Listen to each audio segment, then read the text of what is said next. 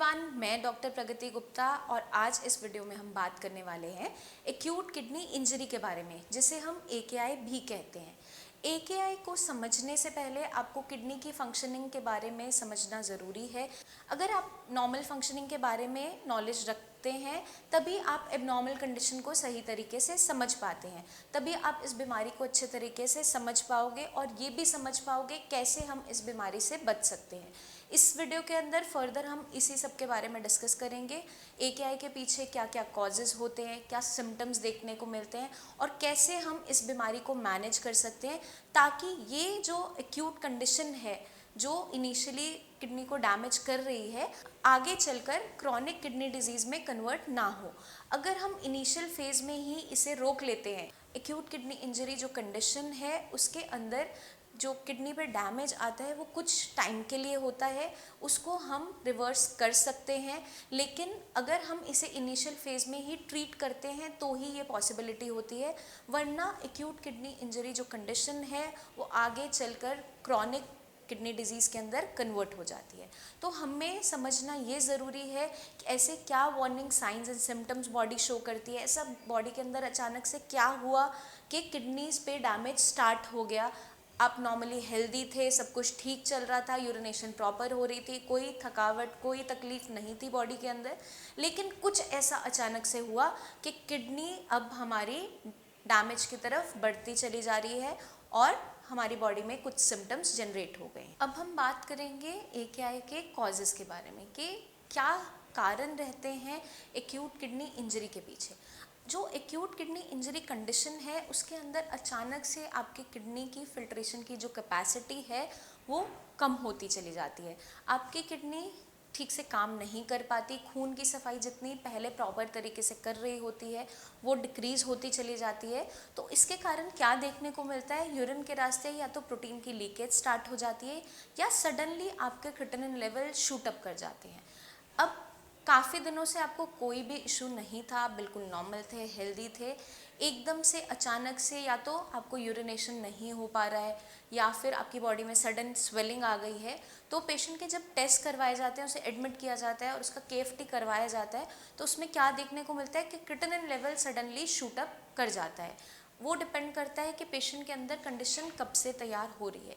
Acute का मतलब ही यही होता है कि इनिशियल कुछ दिनों से ये कंडीशन तैयार हुई है, बहुत लंबे टाइम से बॉडी में सिम्टम्स नहीं थे, बहुत लंबे टाइम से हमने कुछ ऐसा इंटेक नहीं किया था जिसका रिजल्ट ये देखने को मिल गया है। तो हम सबसे पहले बात करेंगे कॉजेज़ के बारे में। एक्यूट किडनी इंजरी के पीछे कई सारे रीजंस हैं, स्टेप बाय स्टेप उन सबको हम डिस्कस करेंगे इस वीडियो के अंदर। सबसे पहले जो रीज़न देखने को मिलता है AKI के पीछे वो होता है पेन किलर्स का ओवर यूज़। अब कुछ लोगों की हैबिट होती है या बिना डॉक्टर के प्रिस्क्रिप्शन के वो लोग पेन किलर्स बहुत जल्दी इनटेक कर लेते हैं। बॉडी में हल्का सा दर्द बना, सिर दर्द बना रहता है या कोई भी फीवर आया, बॉडी एक हुआ, तो फटाफट जाके केमिस्ट से हरा पत्ता, नीला पत्ता, कोई सी भी टैबलेट उठा के वो कंज्यूम करना स्टार्ट कर देते हैं बिना इस नॉलेज को रखे हुए जो उनका एक्शन है उसका आगे क्या रिएक्शन देखने को मिल सकता है। अब जो लोग बहुत लंबे टाइम से पेन किलर्स का यूज़ कर रहे होते हैं बिना डॉक्टर के प्रिस्क्रिप्शन से या फिर अपनी मर्ज़ी से खा रहे हैं दवाई, ओवर द काउंटर जो ड्रग्स यूज़ कर रहे हैं, उन्हें नहीं पता कि उसका साइड इफ़ेक्ट देखने को क्या मिलेगा। कुछ ऐसे नेफ्रोटॉक्सिक ड्रग्स होते हैं जो किडनी को डैमेज कर देते हैं। कुछ डैमेज इनिशियल फेज़ के लिए कुछ देर के लिए होता है और कुछ डैमेज परमानेंट हो जाता है। तो अगर हम लॉन्ग टर्म से ये प्रैक्टिस करते चले जा रहे हैं तो कुछ केसेस जो देखने को मिलते हैं एनाल्जेसिक अब्यूज़ के, एनाल्जेसिक नेफ्रोपैथी के, वो आगे चल के क्रॉनिक किडनी डिजीज़ में कन्वर्ट हो जाते हैं। अगर इनिशियल फेज़ में हम इसे पकड़ लेते हैं, इसे रोक लेते हैं, तो एक्यूट कंडीशन से हम क्रॉनिक तक ट्रैवल नहीं करते हैं। अब जो लोग बहुत ज़्यादा पेन किलर्स का इंटेक कर रहे होते हैं लंबे समय तक, उनके एक साइड इफ़ेक्ट देखने को ये मिलता है कि उनकी किडनी पे डैमेज होना स्टार्ट हो जाता है, क्योंकि कुछ ऐसे नेफ्रोटॉक्सिक ड्रग्स हैं जिनका लॉन्ग टर्म यूज़ अलाउड नहीं होता है, लेकिन पेशेंट को नॉलेज नहीं होती या पेशेंट को पता नहीं होता उसके पीछे कारण क्या है और उसका लगातार वो यूज़ कर रहा होता है। कभी कभार पेशेंट के बॉडी में हेडेक बन रहा होता है। अब हेडेक के पीछे बहुत से रीजंस हो सकते हैं। हो सकता है विजन में कोई दिक्कत रही हो सकता है सर्वाइकल का कोई इशू हो, गर्दन में दर्द रहता है उससे भी हेडेक जनरेट हो सकता है कोई गैस्ट्राइटिस के इशू रहे हों, पेट में गैस ज़्यादा रहती है उसकी वजह से हेडेक जनरेट होता है। तो हमें सबसे पहले रीज़न को फाइंड आउट करना है। कभी भी ओवर द काउंटर ड्रग्स का यूज़ नहीं करना है, बिना डॉक्टर की प्रिस्क्रिप्शन के आपको कोई भी पेन किलर का यूज़ नहीं करना है, क्योंकि उसका side effect, common side effect देखने को मिलता है एक्यूट किडनी इंजरी। तो आपको क्या ध्यान रखना है, कोई भी ओवर द काउंटर ड्रग्स का यूज़ नहीं करना है, कोई भी दवाइयाँ आपको ऐसे बिना प्रिस्क्रिप्शन के नहीं खानी है। अगर हेडेक बहुत लंबे टाइम से बना रहता है, कुछ किडनी फेलियर के पेशेंट के अंदर क्या देखने को मिलता है, उनकी किडनी श्रिंक हो चुकी होती है, क्योंकि पेशेंट कंप्लेन तो हेडेक की कर रहा था बट उसके पीछे जो छुपा हुआ रीज़न था वो हाई ब्लड प्रेशर था। लेकिन पेशेंट ने तो हेडेक के लिए बहुत सारी पेन किलर्स खा ली और एट द एंड रिजल्ट देखने को क्या मिलता है कि उसकी किडनीज खराब हो गई। तो आपको कभी भी डॉक्टर की प्रिस्क्रिप्शन के बिना, गाइडेंस के बिना कोई भी मेडिसिन अपनी मर्जी से नहीं खानी है।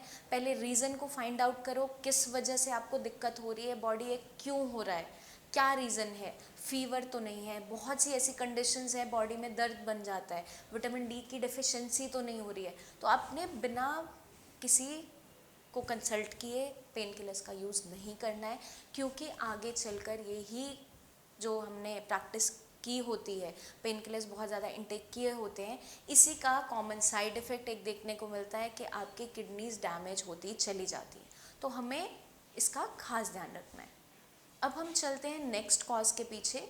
कभी कभार क्या होता है कि आपके अचानक से यूरिनेशन रुक गई। अब यूरिनेशन अचानक से अगर रुकी है तो किडनी अचानक से शॉक के अंदर जाती है।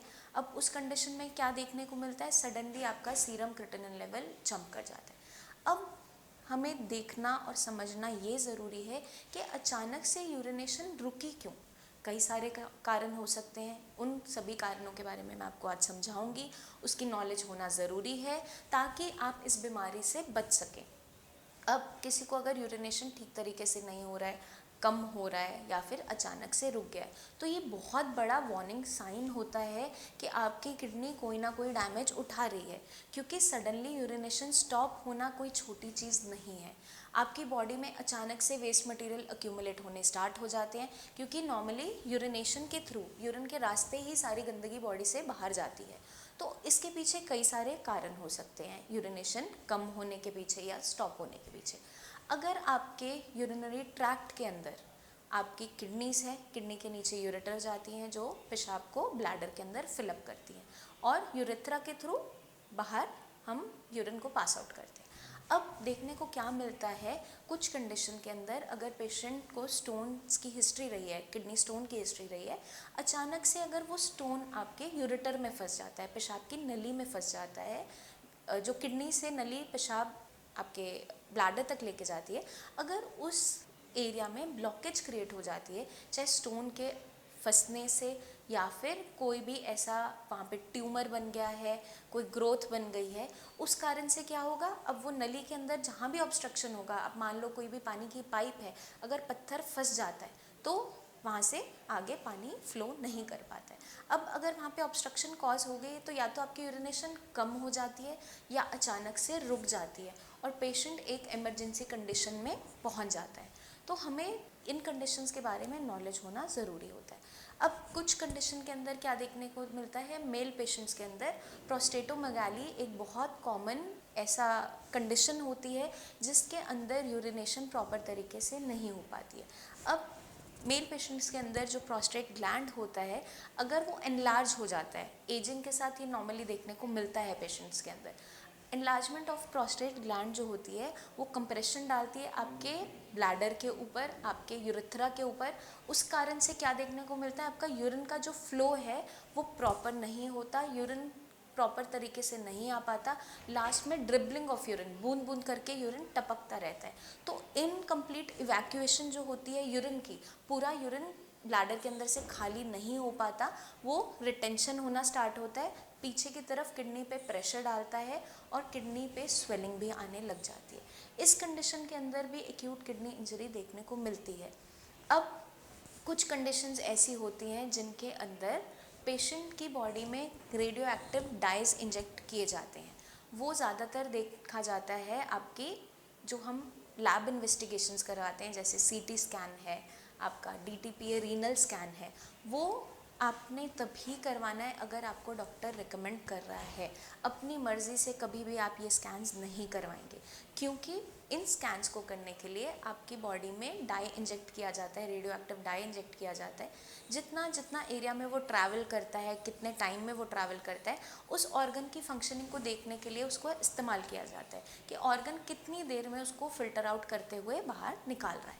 तो वो जो डाइज होते हैं वो नेफ्रोटॉक्सिक होते हैं, किडनी को डैमेज कर सकते हैं। तो उसी कंडीशन में वो टेस्ट करवाए जाते हैं जहाँ पेशेंट उन टेस्ट के लिए सेफ़ है और आगे चल के उन्हें कोई दिक्कत क्रिएट ना हो। तो हमें क्या ध्यान रखना है, कभी भी अपनी मर्ज़ी से ये टेस्ट नहीं करवाने हैं। डॉक्टर की गाइडेंस के अंदर ही सारे के सारे ये टेस्ट होंगे, क्योंकि कभी कभार अगर हमने ये टेस्ट गलत कंडीशन में करवा लिए तो आपकी किडनी पे भी डैमेज कर सकते हैं। अब हम चलते हैं नेक्स्ट कॉज के पीछे। कई कंडीशंस ऐसी होती हैं आपकी बॉडी में, अगर कैंसर की कंडीशन है, कार्सिनोमा बना हुआ है, चाहे आपके रीनल सेल कार्सिनोमा है, किडनी पे ही है या बॉडी में कहीं और भी है, तो जब पेशेंट को कीमोथेरेपी दी जाती है, उनको मेडिसिन दी जाती हैं, वो भी नेफ्रोटॉक्सिक साबित हो सकती हैं, क्योंकि वो आपके कैंसर सेल्स को किल करने के लिए है। अब कभी कभार आपकी किडनी भी डैमेज उठाना स्टार्ट कर देती है और आपके सीरम क्रिएटिनिन लेवल है, यूरिया लेवल है, सडनली जंप होने स्टार्ट हो जाते हैं। तो इन सारे कॉजेज़ की वजह से ही अचानक से AKI में कंडीशन कन्वर्ट होती है, एक्यूट किडनी इंजरी में हम चले जाते हैं। कभी कभार फीमेल पेशेंट्स में जब पोस्ट डिलीवरी कंडीशन होती है, जब पेशेंट की डिलीवरी हुई, अचानक से ब्लड लॉस बहुत ज़्यादा हुआ और उस कंडीशन में पेशेंट की बॉडी अब उसको सस्टेन नहीं कर पा रही है, उस कंडीशन में सडनली कभी कभार यूरिनेशन स्टॉप हो जाती है और पेशेंट एक्यूट किडनी इंजरी की तरफ चला जाता है। तो बहुत से रीजंस हैं एक्यूट किडनी इंजरी के पीछे, हमें बस उसके बारे में नॉलेज होना ज़रूरी है, उनके वार्निंग साइंस के बारे में समझना ज़रूरी है, क्योंकि बहुत सारे ऐसे सिम्टम्स होते हैं जिससे आप जान पाओगे कि अचानक से ये कंडीशन क्रिएट हो रही है। Before coming to the symptoms, हम पहले जो कॉजेज़ रह गए उनके बारे में हम डिस्कस करेंगे। कुछ ऐसे इन्फेक्शंस होते हैं, वायरल इन्फेक्शंस होते हैं, जिसकी वजह से भी बॉडी एक्यूट किडनी इंजरी की तरफ बढ़ जाती है। जैसे आजकल जो सबसे कॉमनली चल रहा है, कोरोना वायरस का इन्फेक्शन। जब भी किसी को कोविड होता है, जो पेशेंट ससेप्टेबल है किडनी फेलियर की तरफ, जिनकी बॉडी की इम्यूनिटी वीक है या ऑलरेडी हाई ब्लड प्रेशर से सफ़र कर रहे हैं, शुगर लेवल्स हायर साइड रहते हैं, उनके अंदर बहुत ज़्यादा चांसेस हैं एक्यूट किडनी इंजरी की तरफ बढ़ते चले जाने के। क्योंकि जो कोविड का इन्फेक्शन है, जो कोरोना वायरस का इन्फेक्शन है, ये बहुत जल्दी इफ़ेक्ट करता है आपके लंग्स को, आपके किडनीज़ को। तो उन पेशेंट्स को खास ध्यान अपना रखना है जो ऑलरेडी हाई ब्लड प्रेशर से सफ़र कर रहे हैं या डायबिटीज़ के जो पेशेंट्स हैं, उन्हें अपना खास ध्यान रखना है, अपनी प्रिकॉशंस को अच्छे तरीके से फॉलो करना है और जल्द से जल्द उन्हें कोशिश करनी है कि वो कोविड की वैक्सीन लगवा लें, ताकि आप बचे रहें इस बीमारी से, आगे चलकर आपकी किडनीज पे इसका इम्पैक्ट ना आए।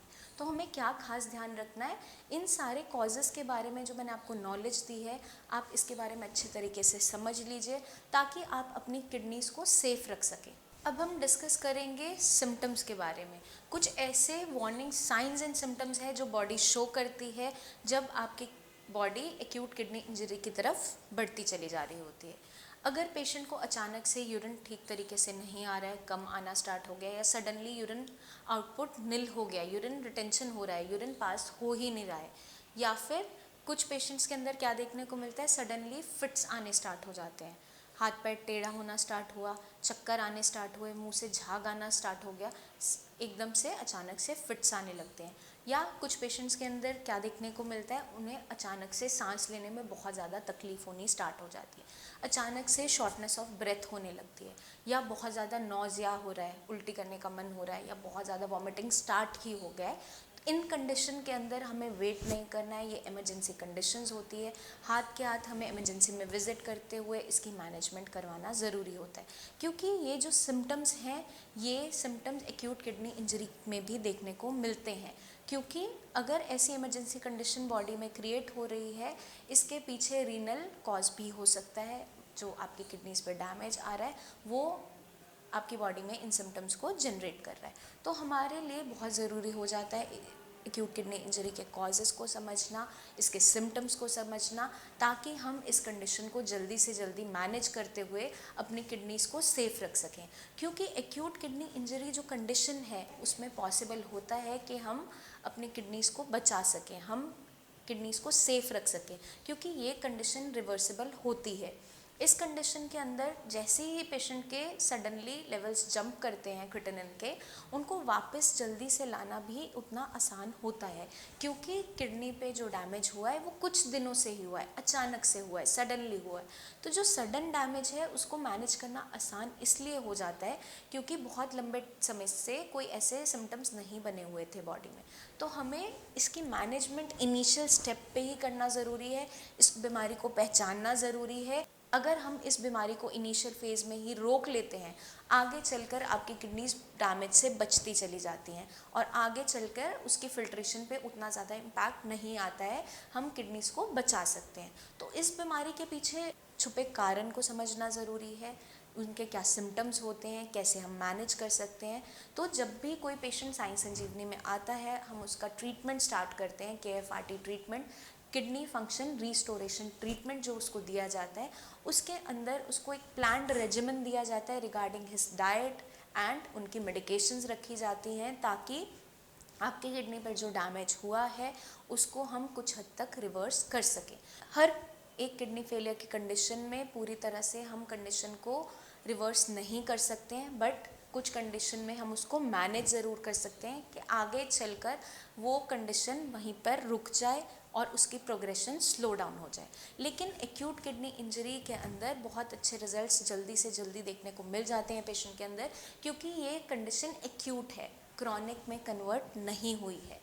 अब उस कंडीशन को एक्यूट कंडीशन में ही रोकना ज़रूरी हो जाता है। उसको आप तब रोक पाओगे अगर आपको उस बीमारी के पीछे छुपे कारण के बारे में पता होगा, उस बीमारी के पीछे आप छुपे जो सिम्टम्स हैं उनको आप जानते होंगे।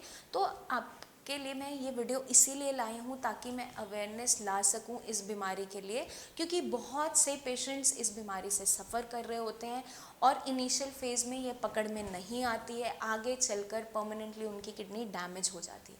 तो ज़रूरी ये हो जाता है इनिशियल फेज़ में इसको कर्ब करना, रोकना, ताकि आपकी किडनीज़ आगे के लिए हेल्दी रहें।